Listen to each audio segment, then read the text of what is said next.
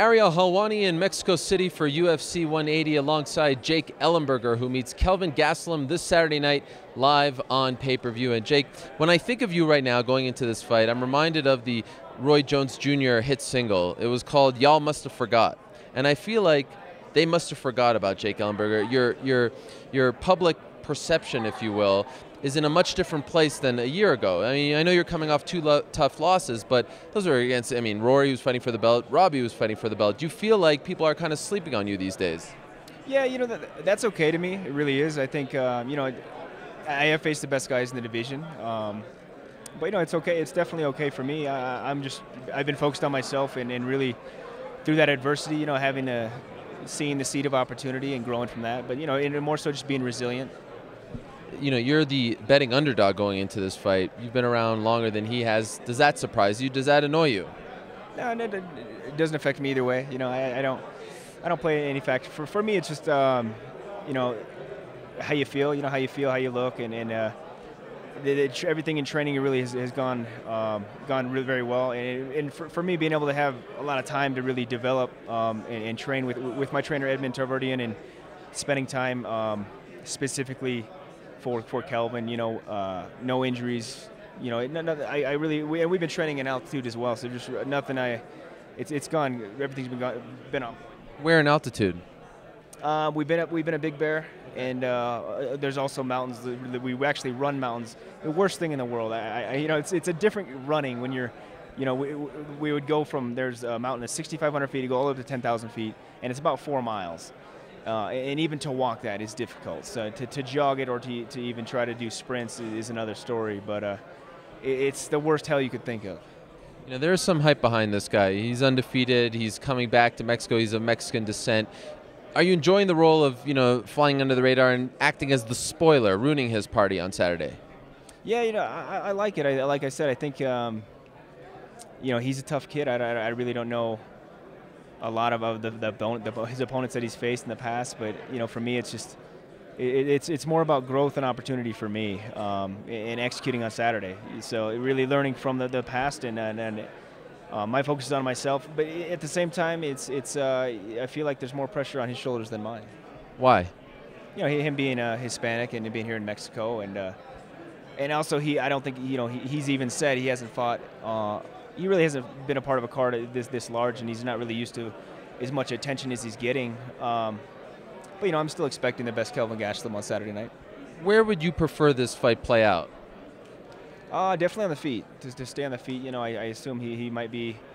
We'll see. He does a good job when he's moving forward, and he can be the bully in fights, at least in the past from what I've seen. But we'll kind of see how he responds to be on the other side this time. There was a point not that long ago you were knocking guys out, and maybe some people would say that you kind of fell in love with your striking and you got away from your wrestling. Yeah. Would you agree with that? A little bit, yeah. I've had a lot of people say the same thing. It's just in a way you do. I feel like I've kind of gotten away a little bit from where I've had a lot of success in the past, which with takedowns. And I've trained so much. I've had some amazing wrestling coaches too, but. I would say I became more aware. I'm more aware now. So why not go back to that wrestling? Do you feel like in this particular fight that wouldn't behoove you? Yeah, maybe. I think I think he might dictate that. He might dictate the wrestling. I know he's a wrestler also. But I'm comfortable anywhere this fight goes. You mentioned Edmund, your trainer, of course, known as Ronda Rousey's trainer. You're there. Travis Brown now there too. What's going on at that gym these days? Because before, we know about his boxing background, but for a while he was just kind of the coach for the women's fighters, and now some of the big boys are coming. What's the vibe at the gym these days? Oh, the vibe's always been just hard work, no nonsense really going in. But Edmund specifically, he's a brilliant guy, especially when it comes to strategy and the way he really structures overall training camp too. So it's we've had a lot of. And I get to train with so many, good world champion boxers, Muay Thai world champs, and you get a different perspective. But I believe in Edmund so much, and really just the more we've gotten to work, you kind of see just how much of a deep understanding he has for martial arts as a whole. Not just the striking, but as a whole. Have you studied those last two fights, and do you understand, or have you been able to pinpoint why you didn't win them? Absolutely. I've watched them quite a bit, but You know, there's a lot of variables too. You know, dealing with the injuries and coming off layoffs. There's a lot of things you can always, you know, you look back and you say, I could have done better. I could have done this better, but really, it's all in preparation too for me. I feel better when I can do track workouts and sprint, which I didn't do as much as I'd like to have before the Robbie fight, which we are doing now. You know, that's when I feel the best. You know, because when you fight a certain style, you have to be able to. You have to be able to maintain that in conditioning wise, and it's one of those fighting styles where it takes a lot out of you. It's very high intensity, high pace. So that's, you know, for me, being able to, having done everything and really left no stone unturned is a good feeling. Some fighters compare the high that you get when you win a fight to like a drug, right? Do you miss that feeling? Do you get what I'm saying? Do you miss that feeling of getting your hand raised? Well, no, I get that feeling a lot. You know, I do drugs all the time. So no, I'm joking. Yeah, absolutely, and I love to compete. I mean, that's a drug in itself, competing at the highest level. But absolutely, you know what I mean.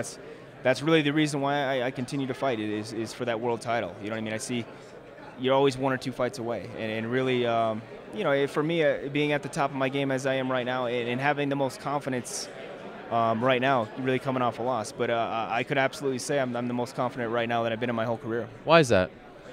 Honestly, it has a lot to do with my trainer Edmund and the direction, the focus, the specific training we've had. You know, hiring sparring partners, because it really structures like a boxing training camp. But you know, when I go into the gym and spar, you know, I don't know how many rounds I'm going to do. I don't even know who I'm sparring. So, you know, one day, you know, I'm fighting a world, you know, Art or a Vic or one of the world champs in boxing. Next day, you know, it's a Muay Thai or MMA sparring. So it's always different, but he's a very smart guy in the way he understands people, because that's the big thing with having a head you know, that individual attention has a lot of value. The one-on-one time, it's really priceless. It's not like you're going into a class where you have 25 guys learning the same technique.